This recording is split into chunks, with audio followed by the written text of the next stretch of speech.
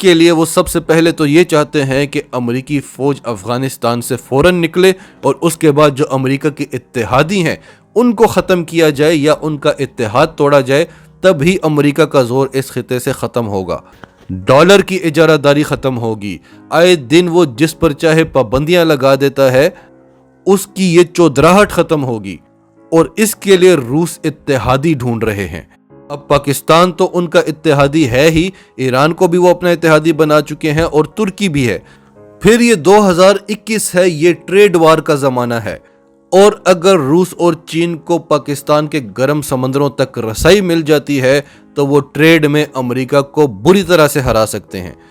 اور پھر سب سے بڑی بات، جس طرح سے پاکستان پچھتاتا رہا کہ اس نے روس پر امریکہ کو ترجیح دی، اسی طرح روس بھی پچھتاتا رہا کہ پاکستان نے اس کا انویٹیشن قبول نہیں کیا تھا اور پاکستان اس کے بلاک میں نہیں آیا تھا۔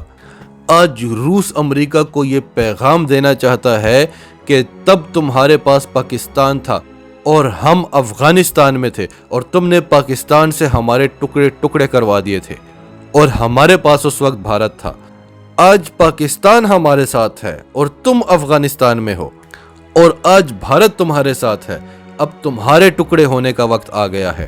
یہ بڑی گہری بات ہے اگر آپ اسے صحیح طرح سے سمجھیں تو۔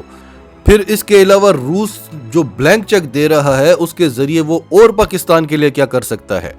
فیٹف کے معاملے میں وہ پاکستان کا ساتھ دے سکتا ہے، اور اگر کشمیر والے معاملے میں وہ بھارت کو ویٹو نہ کرے تو کشمیر بھارت کے ہاتھ سے جا سکتا ہے۔ اور یہ چیزیں بڑی دیر سے چل رہی ہیں، منظر عام پر بہت دیر سے آتی ہیں۔ ہم آپ کو کب سے بتا رہے ہیں کہ روس اور پاکستان کے درمیان یہ معاملات چل رہے ہیں۔ ابھی جو ایس سی او سمٹ ہوا تھا، اس میں روس اور چین نے جو یہ فیصلہ کیا تھا کہ ایس سی او کے تمام ممبرز پاکستانی فوج سے جا کر ٹریننگ لیں گے کہ کاؤنٹر ٹیررزم کا خاتمہ کیسے کیا جاتا ہے، اور وہ جانتے تھے کہ ایس سی او کا ممبر بھارت بھی ہے، اور بھارت کبھی بھی اس چیز پر ایگریڈ نہیں ہوگا کہ وہ پاکستانی فوج سے جا کر ٹریننگ لے۔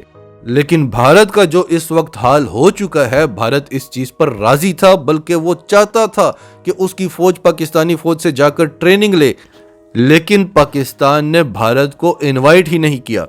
اور آج یہ ساری چیزیں منظر عام پر آ گئی ہیں کہ پس پردہ کیا چلتا رہا، اور روس اور پاکستان آج کس مقام پر کھڑے ہیں۔ اور یہ پاکستان کی اتنی بڑی کامیابی ہے کہ آپ تصور ہی نہیں کر سکتے۔ لیکن ہمارا میڈیا آپ کو یہ نہیں بتائے گا، آپ کو ہمارا میڈیا یہ بتائے گا کہ دیکھیں روسی وزیر خارجہ نے اپنی چھتری خود اٹھائی ہوئی ہے، کیونکہ ہمارا میڈیا جن لوگوں کی فنڈنگ پر چل رہا ہے، ہمارے میڈیا نے ہر کامیابی میں بھی عمران خان کی کوئی نہ کوئی غلطی ڈھونڈنی ہے۔